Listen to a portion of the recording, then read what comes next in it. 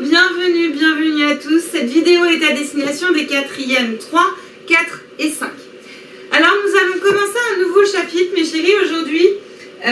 Finalement, le chapitre d'avant, c'était sur les différentes acquisitions des caractères sexuels primaires et secondaires qui allaient permettre à l'être humain de pouvoir acquérir la capacité de se reproduire et perpétuer l'espèce au cours du temps. Il faut maintenant qu'on voit qu'on apprenne et qu'on voit un petit peu les différentes étapes biologiques jusqu'à justement la naissance d'un nouvel enfant. Donc nous allons voir le chapitre 4, la formation d'un nouvel être humain. Alors, je vous laisse prendre une nouvelle page dans votre cahier, une nouvelle page toute blanche, il n'y a rien d'écrit. Vous allez pouvoir écrire en rouge en haut, mais en écriture normale, de taille normale. Faites pas un truc qui prend toute la page, juste en haut. La formation d'un nouvel être humain. Là, j'espère que vous voyez bien, il y a une petite photo, une petite capture d'un extrait de la BD Titeuf et les zizi sexuels. Je l'adore cette BD, elle est super marrante et elle est scientifiquement juste. Elle est liée au CDI, alors au moment du déconfinement, peut-être en septembre, je vous laisserai regarder, allez voir Madame Cabanette, il est vraiment marrant, elle est vraiment marrante cette BD, allez la regarder. Alors, là il est écrit, Titeuf il dit à Manu et je sais plus, dites-moi sur Pronote comment ils s'appellent ces deux-là, ça me revient pas. Titeuf dit rigolez, moi au moins j'aurai pas de bébé. Pourquoi? Parce qu'il a mis un préservatif sur sa mèche. C'est évidemment pas là qu'il faut la mettre, nous sommes bien d'accord. Petit passage d'ailleurs, petite parenthèse. Le préservatif est le seul moyen de contraception, c'est-à-dire afin d'éviter une fécondation. C'est le seul moyen de contraception qui est moyen de contraception et qui protégera contre les IST, les infections sexuellement transmissibles, les maladies sexuellement transmissibles. C'est le seul moyen de contraception qui protégera de toutes ces maladies. Le seul. Si vous prenez la pilule, si vous prenez le stérilet, le je sais pas quoi d'autre, ça ne protégera pas contre les IST. Donc s'il y a bien un moyen de contraception à favoriser, à privilégier, c'est bien le préservatif. Petite parenthèse fermée. Alors, on y va sur le chapitre 4. Introduction. Dès la puberté, effectivement, l'homme va posséder tout l'ensemble des caractères, à la fois les caractères sexuels primaires et secondaires, acquis au moment de la puberté, pour avoir la capacité, en fait, de pouvoir se reproduire et de donner naissance à un enfant. Évidemment, il faudra avoir un rapport sexuel non protégé pour permettre la fécondation. On est bien d'accord. On va voir comment se forme un nouvel être humain. Ce chapitre va être divisé en deux grandes sous-parties, avec chaque sous-partie une activité. Donc il est assez court en fait ce chapitre. En nombre de séances, j'aurais dit 2. En nombre de vidéos, je dirais 4. Vous avez remarqué que chaque séance en fait est divisée en 2 vidéos. Donc voilà, pour vous donner un petit peu la durée. Alors, conditions de la fécondation, c'est la première partie que nous allons commencer aujourd'hui. Et nous allons voir quelles sont les conditions nécessaires à la formation d'un nouvel individu. Comme d'habitude, si je vais trop vite, c'est pas grave. L'ensemble de ce que vous avez à écrire dans votre cahier est disponible sur un document numérique sur le Padlet que vous pouvez regarder, télécharger, imprimer.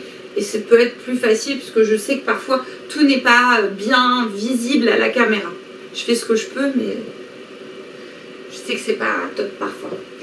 L'activité 1, vous allez le voir, elle est très simple en fait. Il va y avoir l'utilisation d'une vidéo comme document, un extrait de vidéo très exactement. Il faudra regarder une vidéo de 2 minutes à 6 minutes quelque chose. Vous allez pouvoir aussi regarder la vidéo en entière si vous le voulez. C'est en gros le chapitre. Voilà. Et ce peut être tout à fait une possibilité pour vous. Il y aura des documents aussi sur le papier, et il y aura donc des questions à faire à partir de ces documents. Donc c'est bien l'analyse de documents, la compétence qui est travaillée ici. Sur cette petite photo, nous avons un ovule qui est une très grosse cellule, je vous rappelle, avec plein de spermatozoïdes qui est à sa surface pour essayer justement d'y rentrer, et donc la fécondation. Donc ça, c'est une observation microscopique. Et puis, voilà ce que ça donne une fois qu'il y a la fécondation, au bout de 10 semaines, dans le ventre de la future maman.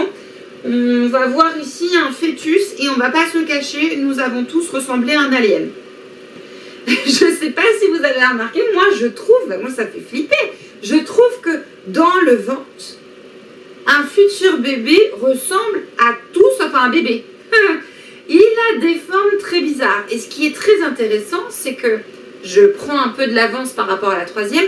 Ce qui est très intéressant, c'est que si on regarde les étapes embryonnaires, les étapes physiques de chaque embryon, selon les espèces, on va se rendre compte qu'il va y avoir des ressemblances.